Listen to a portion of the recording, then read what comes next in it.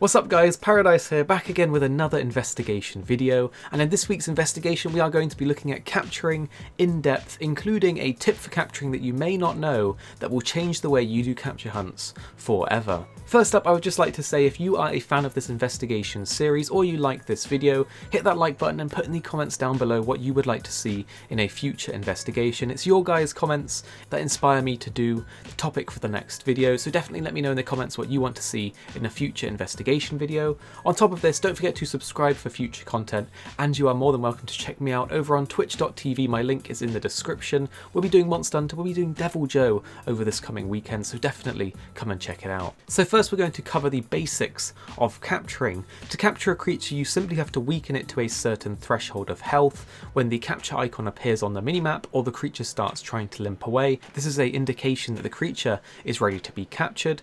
To capture a creature, you can simply trank the creature with some trank bombs or trank ammo if you're using a bowgun, and then drop the trap and capture them. You can apply the tranks after the trap, but it's generally better to do it before, because traps over the course of a hunt last less time as you apply more of them. So now that we know how to capture a monster, let's just quickly answer why you might want to capture. I just want to quickly apologise for the minor confusion beforehand. We've actually taken down the original video and re-uploaded this one to avoid spreading any misinformation. To be clear, you get the exact same rewards from both carving and capturing a creature. So whether you kill it or capture it, or you're after a particular item, it doesn't matter which one you do. However, you may want to consider capturing the creature to bring the quest to a close sooner. By capturing the creature, you avoid having to do the rest of its health pool and damage, and can finish the quest faster. However, you may want to consider not capturing a creature if you're going for that tail carve, or if you're trying to break certain parts on the creature which you failed to do up until the capture point. But do keep in mind, whether you kill or capture a creature, the items you get will be the same. If you want to see the exact percentages, you can check out the link in the description to KIRANICO, which has the loot tables, and while there may be some incorrect numbers here or there, it's a good indication to go from. But one thing I will suggest is that when trying to farm for specific items for your sets or weapon, instead of just going out blindly and killing the monster, check the hunter's notes, check which parts drop the items you need, check if it is in the carve reward list or the generic reward list before you go out on the hunt. So now with the basics out of the way, let's talk about some advanced capturing tips that you may not know about. I would just like to say that the figures going forwards from this point in the video are actually estimates. There's no solid information with exact numbers, so the figures are actually estimations, but all of the information is still correct and has applied to every hunt that I've done. The first thing to talk about is that the capture threshold for a creature is at 25% of that creature's health, and a creature will actually flee at about 19% health, so there is a window before a creature runs away that you can actually capture it.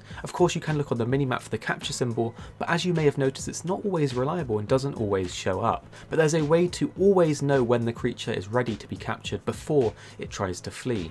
For example, what you want to look out for is the slinger ammo drops, the pod drops that a creature leaves behind as you start to kill it. Those red little pods on the floor are actually an indication of what health the creature is on. The first pod drop will go when a creature reaches 30% remaining health. The second will be at 20% and the third will be at 10%. So as a creature reaches the end of its life, it starts to drop more and more pods. At 30% the first pod drops, as I've just mentioned, and a creature is capturable at 25%. So after you've seen the first pod drop and started to hit the creature a lot more, it may then be ready to capture. And a surefire way to always know when it's ready to capture is on the second pod drop. When that second pod drops and the creature is at 20% health, the creature is almost always ready to be captured. There are slight exceptions with this. Creatures like Devil Joe and Levasioth seem to be capturable slightly after the second pod drop, but generally the second pod is when the creature is ready to be captured, or at least very, very close to it. You could always wait until the third pod drops, but that is often very close to when the creature is going to die,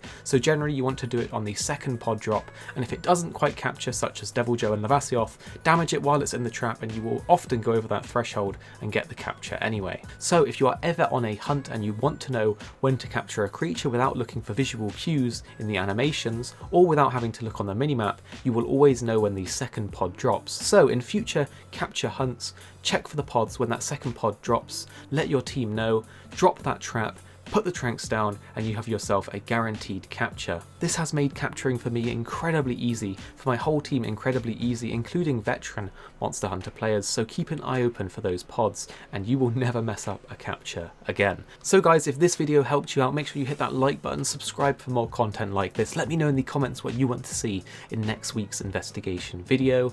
Check me out over on Twitch, the link will be in the description. Devil Joe is coming up, you won't want to miss it. If you're at work or you just can't play the game yourself right now, come over to the stream and check it out. It's going to be a whole bunch of fun. So guys, I hope you're having a lovely day, and I'll see you next time.